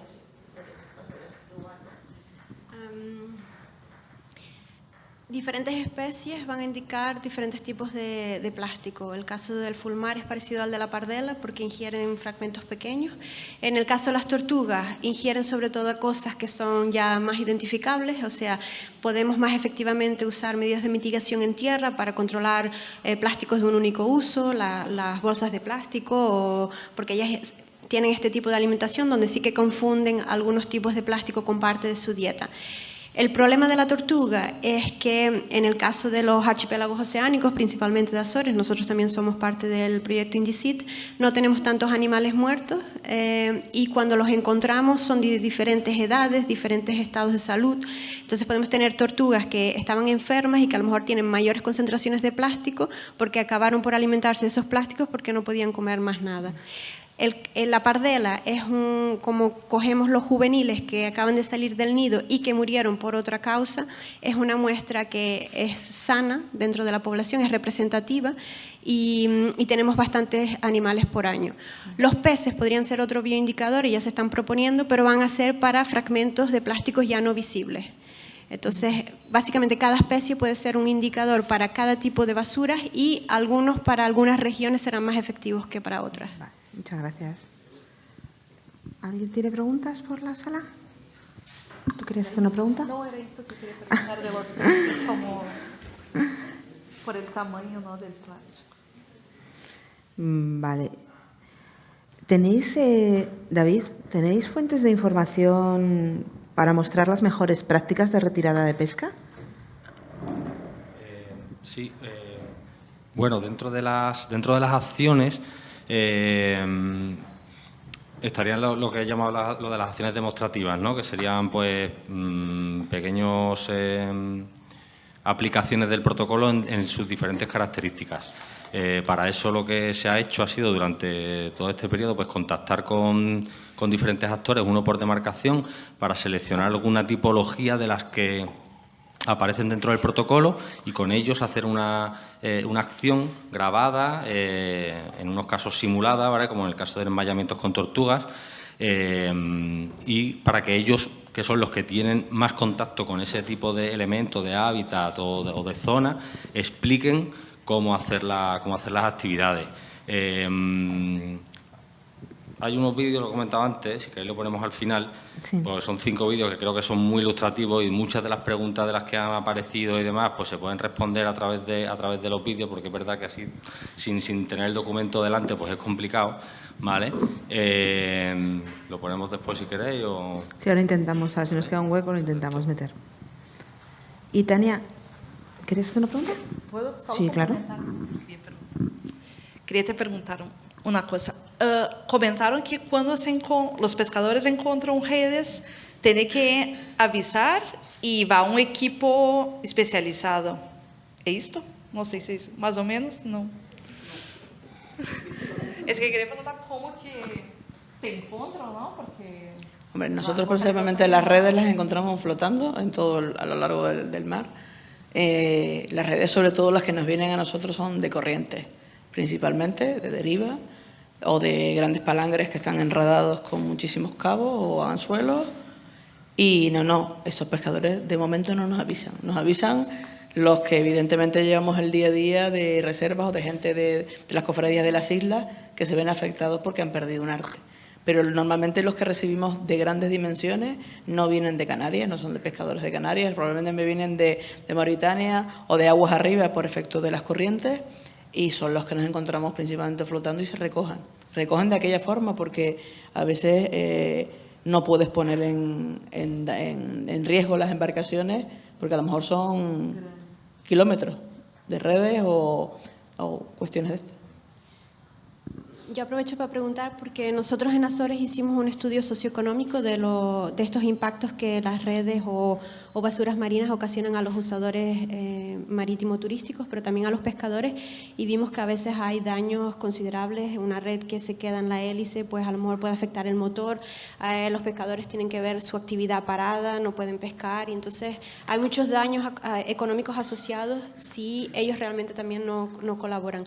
Y mi pregunta es para ustedes o para alguien de aquí de Canarias, si hay algún estudio, se está intentando entender cuáles son los valores de estos costes económicos. Valores de costes económicos. A ver, yo creo que en general los pescadores, cuando les afecta alguna red de este tipo, avisan. O nos avisan a los que estamos siempre allí, o avisan al Salvamento Marítimo, que también tiene competencias en ese tema, para intentar la recogida, porque además normalmente Capitanía Marítima, a través de los avisos a la navegación, tiene que avisar de las grandes estructuras en el mar, porque puede haber accidentes de todo tipo. Que se te enreden los barcos es algo muy habitual. De hecho, nosotros recogiendo redes o recogiendo cabos, más de uno se ha enganchado y hemos tenido que tirarnos debajo del barco para desenganchar, etcétera. Con respecto a lo que comentaba antes Michael, que ahí quedó un poco en planteamiento, yo creo que también en el tema de la recogida de artes perdidas, como las nasas o otras artes, tiene que darse la recogida de una manera con cabeza, como se suele decir, ¿no? Porque mucho pasa que en muchos sitios de buceo, que no son reservas o que son otros sitios, hay nasas que están caladas, que tienen su boya, que tienen su numeración, etcétera, y de manera constante los submarinistas, algunos submarinistas, abren las nasas, sacan el pescado, rompen la nasa, etcétera. Si se dan esas situaciones, lo que vamos a conseguir es que el sector pesquero, lejos de ayudar o de intentar solucionar ese problema, va a ser lo contrario, porque un arte que está bien calada, que tiene su profundidad, tiene sus datos, etcétera, está haciendo una actividad. Nos guste a nosotros, les guste más a unos o a otros no, pero lo que no podemos atacar es en ese sentido. Entonces, en cuanto a los protocolos, me parece súper interesante que se controlen y que además la gente que lo haga tenga idea, porque subir una nasa o subir un arte de pesca grande puede suponer un problema de seguridad para buceadores que no son expertos y que además crea problemas de seguridad en cuanto a los seguros de buceo, en cuanto a daños de cortes, etcétera. Y a veces la buena predisposición que puede tener la gente es importante, pero teniendo en cuenta lo que hacen. No es lo mismo recoger una bolsa de plástico o una lata que sacar un arte de pesca grande, que además puede traer una serie de problemas paralelos. Entonces, simplemente que lo sepan, ¿no? Que es importante la colaboración, por supuesto, pero que tienen que tener cuidado a la hora de ese tema, ¿no? ¿Tenemos preguntas? Sí, de hecho, o sea, todo lo que es la parte de comunicación, aparte de que el protocolo está todavía ya prácticamente finalizado, comienza ahora, ¿vale? Y justamente también por eso lo traíamos aquí para para que salieran estos temas, ¿vale? Porque nos parece que son una de las claves para que la gestión se haga correctamente y se incide dentro del protocolo y se incide en las acciones demostrativas y se va a incidir en las acciones de comunicación a partir de ahora, justamente en eso, en la identificación de los elementos bajo el agua, que por parte de los buceadores recreativos debe ser solo de alerta, ¿vale? Porque en el caso, por ejemplo, de las nasas y demás, pues en el protocolo y demás, y eso está consensuado en los diferentes talleres, hay una serie de características, de indicadores que te hacen ver que ese elemento no está fuera del control del propietario, es decir, que tiene balizamiento, que está calado, que está bien calado y que por tanto no se debe tocar. Entonces se va a incidir en todos esos aspectos para que en las limpiezas de fondo, en los clubes de buceo, los centros de buceo y demás tengan esa información, que son ellos los focos, digamos, los nexos de unión con los buceadores. Bueno. Mientras le llega el micrófono, si quieres, pregunto yo. Y así vamos. Y mi pregunta es para Yasmina, pero yo creo que os puede cualquiera de vosotros también, porque realmente en lo que estáis trabajando hay puntos en los que tratáis técnica o trabajáis con técnicas de corrección o de causa-impacto para poder avanzar en ello. Es decir, cómo corregir lo que está pasando, cuál es la causa del impacto que estáis viendo en los puntos. los hotspots, perdón. Sí, ¿cómo corregir? Nosotros somos un actor dentro de esta película, la parte científica recoge datos, los analiza, muestra el problema, se lo transfiere el problema a las autoridades y luego las autoridades tendrían que empezar a implementar estos programas de monitorización y control de medidas, ya sea en tierra o en el mar, para solucionar el problema. Así como comunidad científica, si no es divulgación, es un poco difícil saber. Por ejemplo, el problema de los microplásticos, yo creo que nadie tiene ahora la respuesta de qué vamos a hacer. Es decir, podemos llamar la atención de que realmente estamos todos aquí hablando de soluciones de este problema, pero la industria continúa creciendo, la producción de plástico, nuestro consumo diario, es decir, el problema va a continuar generándose y si no comenzamos por ahí, pues no sé. Sí, a ver, con respecto a las soluciones, o como decía Yasmina, al final nosotros en nuestro caso pues somos científicos, hacemos investigación, recabamos los datos, pero sí que con esos datos se están empezando a conseguir cosas, ¿no? Por ejemplo, nosotros con este proyecto Indicid, con el tema de la rafia, cuando conseguimos toda esta información, vimos el impacto que tenía en Canarias. Cuando se hizo la presentación de los resultados, ¿no? Era un proyecto europeo, estaba la persona encargada de la Unión Europea que estaba ahí, ¿no? Y cuando lo vio, vino, nos preguntó, nos dice, ¿esto para qué se usa? Este material hay que meterlo en las directivas de plásticos porque no estaba contemplado.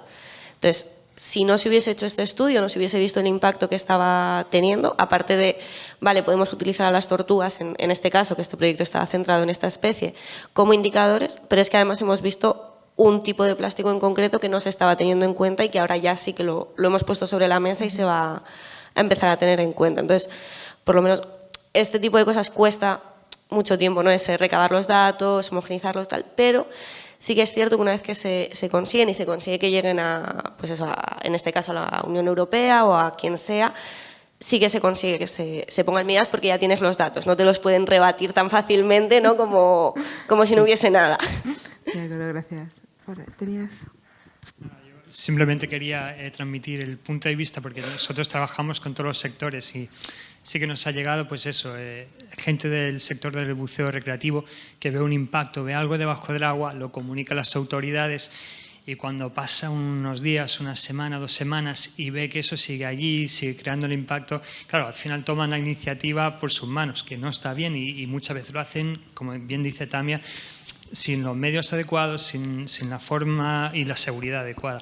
Entonces, simplemente creo que hace falta dotar a la Administración de más medios para que se pueda hacer esto correctamente.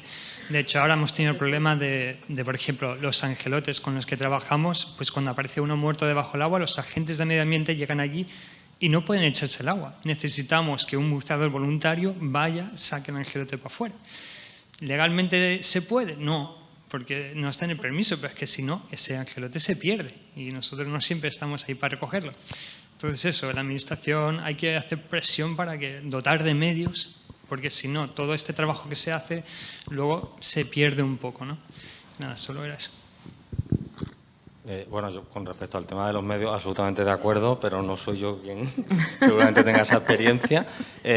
Lo que sí, por ejemplo, una de las herramientas que se ha implementado en este sentido para intentar agilizar la primera parte que tú decías, ¿no? El que desde que alguien lo localiza, se dé el aviso y que pase mucho tiempo, para intentar agilizar esa comunicación con los gestores, en este caso, lo que se ha generado dentro de la herramienta es una alerta inmediata en el caso de que el elemento localizado cumpla las características pues de que está impactando, de que no se puede gestionar, de que es un elemento de determinado tamaño, que ha llegado hace poco y que necesita de una evaluación inmediata para su gestión. En ese caso, al meter la información en la base de datos por el usuario gestor, le llega una alerta directamente inmediata al gestor de esa zona, de ese espacio. Para eso, lo que se ha hecho es recabar y solicitar a las diferentes comunidades autónomas y a los diferentes espacios protegidos, en concreto pues reservas marinas, y a los diferentes espacios Red Natura y a los diferentes otros espacios en las comunidades autónomas, los teléfonos, o sea, los emails de contacto de los responsables o de la oficina, digamos, de contacto para esa gestión, para que la alerta le llegue lo más rápido posible y que en ese caso, pues obviamente, pues con los medios disponibles o en su eso, pues se pueda, digamos, gestionar ese elemento de una manera un poquito más rápida, un poquito más eficaz.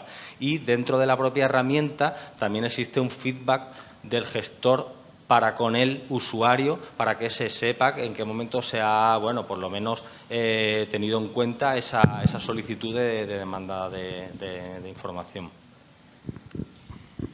Bueno, de todas maneras, Michael, nosotros que nos conocemos hace mucho tiempo, el otro día me llegó un vídeo por parte de unos compañeros de trabajadores que hacen labores de vigilancia en las submarinas de Canarias, de unas botellas de buceo unidas a unos plásticos que un centro de buceo colocó en el fondo, no sé para qué, dice que era como una especie de museo, no sé qué museo, porque aquello parecía basura más que otra cosa. Entonces, hay que plantearse que hay mucha gente que también está haciendo cosas raras, no solamente los pescadores ni otros sectores, y que hay que divulgar. Yo creo que la base es fundamental, independientemente del dinero, que por supuesto es importante y que hace falta más medios, es que haya una divulgación desde los primeros bases de los colegios, y meter datos en currículum escolares, etcétera. Porque al final la experiencia, por lo menos la que yo tengo, es que cuando llevamos 20 años, yo por lo menos llevo 21 ya, trabajando con los pescadores, con las familias de los pescadores, etcétera, al final los niños son los que les dan el coñazo a sus padres, perdón por la palabra, los que están pendientes de si lo hacen bien o si lo hacen mal, etcétera. Entonces, entendemos que la base fundamental aparte de eso, de poner dinero y todas esas cosas, es primero que pensemos que los responsables somos cada uno de nosotros, no es la administración. Pues la administración al final es una administración, pero los que tiramos basura y consumimos somos todos los seres humanos, no solo la administración. Cuando tú vas a un sitio y compras una cosa que está empaquetada 4 veces, es tu responsabilidad comprar eso. Y ese plástico tendrá que ir a algún sitio, sea de un lado o sea de otro. Entonces, no solamente nuestra responsabilidad como ciudadanos, cada uno de nosotros, sino también esa divulgación y esa formación que hay que darle a los niños desde que tienen uso de razón, desde que son esponjas, porque ya cuando tienen ya 15, 16, el caso que te hacen es bastante menor, y apostar por eso. Desde luego que a nosotros nos ha ido bastante bien, no siempre ha sido ideal, pero ha sido una de las apuestas principales que hemos tenido y que máximo dinero se plantee en divulgación, en educación y en formación, y que muchas de las cosas que se hacen aquí lleguen a esos niños. Porque verdaderamente a un congreso como este no van a venir niños de 5 años, ni de 4, ni de 3. Y les asombraría la cantidad de cosas que saben del National Geographic, que es estupendo, pero aquí en Canarias y en otros archipiélagos hacemos otras cosas y que tendría que saber lo que estamos haciendo aquí, no solamente en Australia o en otros países. Yo voy a hacer mi última pregunta porque sí que igual es interesante que los vídeos que no habéis podido poner por el tiempo de la exposición, Tamia y David, David, no te cambio el nombre, que Tamia y David podáis ponerlos ahora y aprovechamos estos 15 minutos. ¿Vale? No sé si es posible que se pongan los vídeos de ellos. ¿Se puede? Primero los de David, que el mío es otra cosa. Como prefiráis. Pero sí, yo quería preguntaros, y en algunos casos me ha quedado claro, porque por ejemplo en el caso de Patricia he visto un patrón de estacionalidad muy claro en las gráficas que ponías, pero sí que la pregunta va para Tami y para Luana, pero va para todos. ¿Hay patrones de estacionalidad en todo este mundo de los residuos, de los hotspots, de cómo están funcionando los hotspots y cómo se comunican con el resto de los...? O sea, son 2 preguntas. Una es, ¿hay patrones de estacionalidad? Y 2, ¿y estos patrones de estacionalidad impactan en cómo se comunican los ecosistemas con otros puntos fuera de los hotspots? Por la parte nuestra, evidentemente hay estacionalidad. Por zonas, evidentemente la afección de las corrientes. Las corrientes marinas nos afecta mucho y sabemos perfectamente cuándo hay más afección o menos. Y luego el principal es probablemente los usos costeros de las playas. En verano hay mucho más impacto que en invierno, porque sobre todo, evidentemente, hay más usuarios en la costa, hay más gente pescando, hay más gente tirando basura, etcétera. Entonces, por lo menos a nivel costero, las mayores afecciones se dan en verano y sobre todo después de verano. Depende de las zonas, de la estacionalidad turística que tenga. Pero Canarias, que es un archipiélago turístico por excelencia, las zonas turísticas son las más afectadas y sobre todo en esas épocas veraniegas. O sea, serían zonas turísticas y corrientes lo que os afecta. Sí, por afección de corrientes, porque muchos de los residuos que nos llegan grandes, no todos aquí, nos vienen de Irlanda, porque nos ha venido, por ejemplo, cajas de cultivos marinos que están en Irlanda, especies de tiburones que se marcan en otros sitios que nos llegan a nosotros. O sea, hemos podido detectar basura que nos llega por toda la zona norte de Europa y termina en Canarias, igual que toda la basura que se genera en Canarias irá a Cabo Verde y a todos los sitios por el influjo de la corriente. Bueno, yo tengo un ejemplo que no es del Caribe, es del sur de Brasil, que hicimos un estudio verano-invierno, playa y el sistema de dunas. Entonces, ahí la gran influencia es de la dinámica local entre el sistema playa-duna. Entonces, en cuanto durante el verano tenemos un ingreso muy grande por parte de los turistas en el sistema de playas, el sistema de dunas, por también durante el verano tener un ingreso de arena más consistente, porque tampoco tenemos en estos momentos tempestades y eventos como un poco más de oleaje más fuerte. El invierno tenemos todos los residuos que estaban ahí en el sistema de duna. La duna también sufre por tener más brisa, por periodos de invierno. Y entonces estos residuos, tanto los que estaban ahí del verano, cuanto todo lo que está llegando del invierno, se va para el sistema de dunas por viento.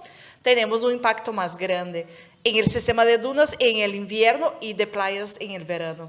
Entonces también todo tiene que ver con el local donde estamos, la dinámica de cómo se utiliza esta playa, porque el sur de Brasil tiene una dinámica, el Caribe es otra, aquí también tenemos, el Caribe tenemos uso de playa todo el año, entonces es un impacto continuo, en cuanto que otros, entonces, siempre para tomar cualquier solución o decisión, tiene que estar observando el local, más que todo. Aún más cuando no tenemos la influencia tan directa de corrientes, por ejemplo, como es el sur de Brasil. Genial. ¿Alguna? Sí, bueno, en el caso nuestro con tortugas, obviamente, la estacionalidad viene más que nada determinada por cuando se encuentran más tortugas, que generalmente suele ser sobre todo en primavera, verano, porque hay más, pero también porque hay más gente en la playa, se detectan más rápido, igual que en las zonas más aisladas, generalmente tenemos menos encuentros porque va mucha menos gente, ¿no? Entonces, si esto lo queremos utilizar para monitorizar los animales como indicadores, bien sean las tortugas, las parderas, el fulmar, lo que se ha planteado es intentar hacer muestreos a lo largo del año, ¿no? Por ejemplo, para el tema de ingestión, pues si se va a hacer una monitorización de queremos muestrear 15, 20 tortugas al año en Canarias, por ejemplo, pues intentar que sean 10 en estos meses, 10 en estos, para intentar evitar esa variación que tenemos, que puede ser no tanto por la presencia de basuras o de tortugas, sino simplemente porque se detectan más o menos. Al final dependemos de eso, igual que al final la pardela cuando nacen los pollos, ¿no? Sí, en el caso de la pardela, lo que estamos hablando es que los adultos estuvieron alimentándose durante 3 meses, que alimentaron a la cría, que es la dieta más reciente, y esos 3 meses estuvieron muestreando la zona, en el caso de Azores, el Atlántico Norte, en el caso de Canarias y de Madeira, la pardela se alimenta aquí en la corriente de Canarias, muy cerca de la costa africana. Como estamos hablando de micro y mesoplásticos, es un contaminante muy dinámico que está influenciado, como dije, por las corrientes, por los vientos, por condiciones de atmosféricas extremas. El cambio climático también podrá hacer que en algunas ocasiones tengamos temporales, por ejemplo en Azores cada vez tenemos más temporales, y la orientación de las playas va a hacer que tengamos estos hotspots, que son estas zonas de acumulación masiva, y entonces es muy difícil ver patrones estacionales. Lo estamos intentando con el proyecto Implamac, pero si se acuerdan de la fotografía que yo puse de la playa con los fragmentos, cuando recogemos una muestra de ahí, el trabajo que nos da después en el laboratorio Ordenar. Sí, ordenar esta muestra, clasificarla, es mucho. Entonces, recoger muchas muestras para realmente ver un patrón estacional es completamente, logísticamente, económicamente, recursos humanos, imposible. ¿Alguna pregunta más? ¿Ponemos los vídeos? Pues muchas gracias a todos. Ya aprovechamos a ver los vídeos y luego ya vamos saliendo. Bueno, como os decía, son 5 vídeos demostrativos de diferentes tipologías que están identificadas dentro del protocolo, ¿vale? Cada vídeo tarda unos 5 minutos, pero lo que vamos a ver es un pequeño resumen, ¿vale? No os vamos a machacar tanto, ¿vale? Entonces son diferentes acciones que se han hecho en las diferentes demarcaciones y algunas de ellas pues son con buceo recreativo específico, otras son con buceo profesional, otras son a través de hallazgos en superficie por navegantes y otras son a través de hallazgos fortuitos en buceo recreativo y cómo en principio se acuerda o se está acordando que se debe actuar en cada uno de ellos, y son piezas que, bueno, que creo que son muy visuales y ayudan mucho a entender pues todas estas cuestiones.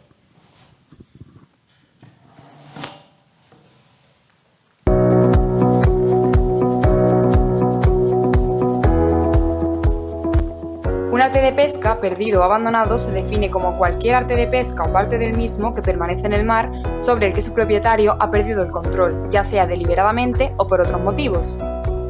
Los artes de pesca perdidos o abandonados son un tipo especial de basura marina, cuya gestión implica a distintos sectores de la sociedad. Intemares, Artes Perdidos, desarrolla una serie de actuaciones para dar a conocer, inventariar y gestionar este tipo de residuos en sus distintas modalidades. Entre estas actuaciones se encuentran las acciones demostrativas. Estas se enmarcan dentro del proyecto Life Intemares.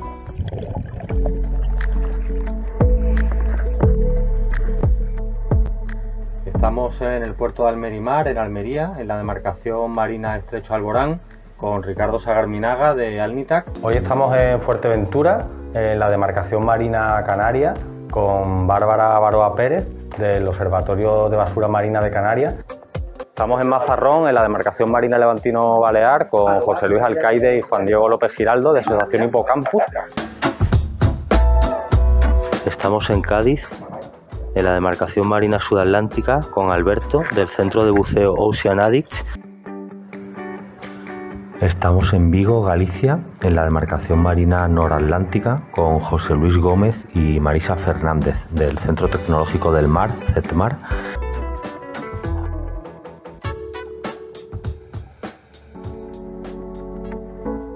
Las artes de pesca perdidas o abandonadas constituyen un riesgo para la fauna marina, pero también constituyen un riesgo para la navegación y la seguridad en la mar.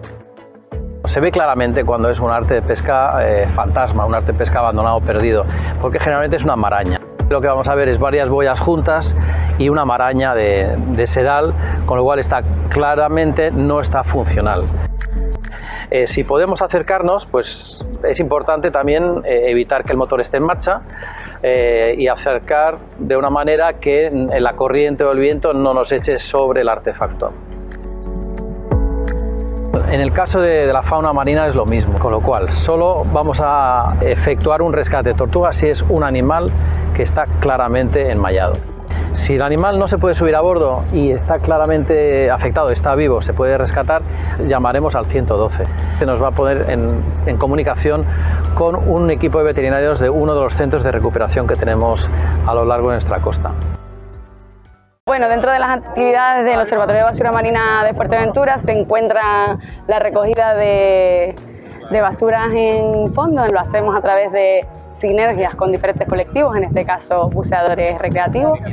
Una vez salimos del agua, caracterizamos los residuos marinos y separamos lo que es basura marina e independiente de los artes de pesca y lo que proviene de pesca, en este caso, pues pesca de tierra. Los voluntarios suelen ser buceadores locales. Por ley nosotros debemos planificar la inmersión, nosotros debemos describir perfectamente el lugar donde estamos, debemos saber qué titulación tiene cada buceador y obviamente a qué profundidad puede ir. Muy en cuenta, los seguros de buceo. Somos buceo recreativo, no tenemos competencias de buceadores comerciales. Desde el Club de Buceo Bacali, pues lo que hacemos nosotros es planificar, cuando se ponen en contacto con nosotros, planificar toda la inmersión con toda la seguridad que conlleva con ello. Nosotros lo que hacemos es limpiar lo que podemos coger con las manos. Todas las acciones que hacemos con estos colectivos, con estos diferentes colectivos, pues vemos que hay una serie de residuos que no se pueden gestionar o no se pueden reciclar, ¿no? Y tenemos la problemática con los artes de pesca, en estos casos pues los cabos, palangres y demás que nos traen los pescadores, que son basura. Las consideramos basuras flotantes porque las recogen en aguas interiores, ¿no? El concepto que hemos añadido este año es, ¿y si le empezamos a buscar una utilidad a esto que está viniendo como material? Hemos empezado a hacer diferentes productos, ¿no? De esta red pues sacamos una red muy parecida, sacamos diferentes cabos, deshilachamos, como pueden ver, pues son 4 líneas, deshilachamos y hicimos pues un gorro bastante completo. Esto es reciclar y artesanía a la vez.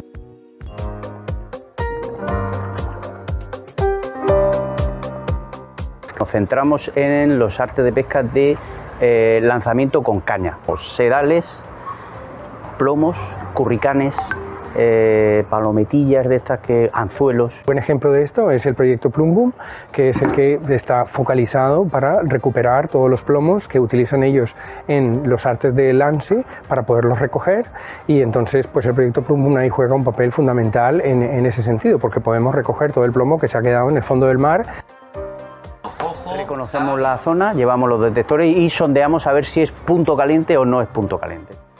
La siguiente es convocar a todo el voluntariado ambiental que tenemos nosotros en nuestra, digamos, en nuestra cartera, y vamos directamente a la zona, a un trabajo un poquito más exhaustivo. Si nos pilla en una zona de red Natura 2000 o zonas de reserva, solicitar los permisos pertinentes para poder hacer la actividad. De plomos que hay en cada uno de estos. Estos contenedores están dispuestos en una red de contenedores en toda la región de Murcia, o sea, en este momento tenemos 100 contenedores. Nosotros recogemos ese plomo que está lleno y cuando tenemos una cierta cantidad la llevamos directamente al gestor autorizado de residuos y entra nuevamente en la cadena productiva.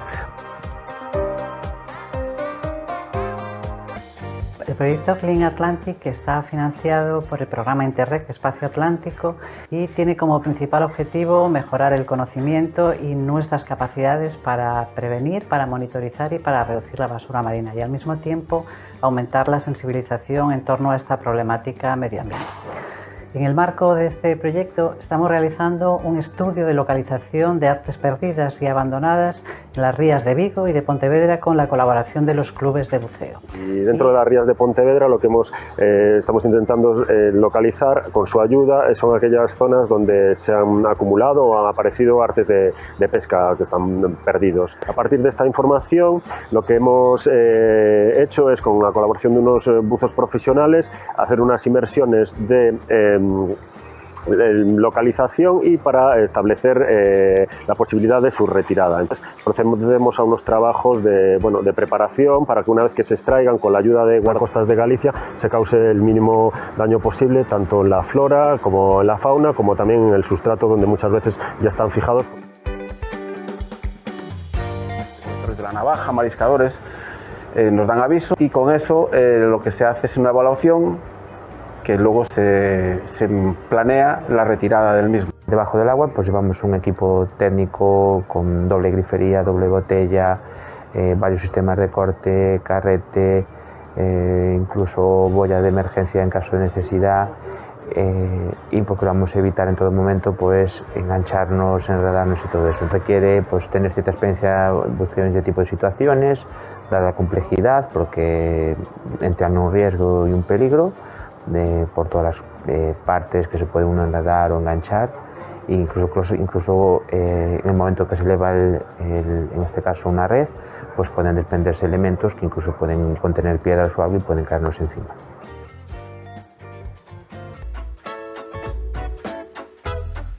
Nosotros los centros de buceo nos encontramos con frecuencia artes de pesca o partes de estas artes de pesca en las diferentes inmersiones que realizamos, y bueno, todas nuestras inmersiones son guiadas y los guías tienen instrucciones específicas en estos casos para seguir un protocolo, un procedimiento. Se toman fotos, lógicamente se dan instrucciones también al grupo en el briefing de que no corten, de que no utilicen digamos que no intenten sacar el arte de cualquier manera.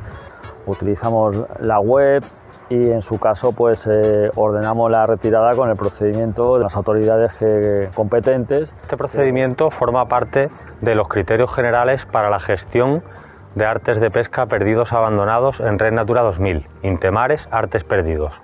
Puedes consultar los criterios generales, el inventario de registros o subir tus propios hallazgos en artesperdidos.es. La contribución financiera del programa LIFE de la Unión Europea.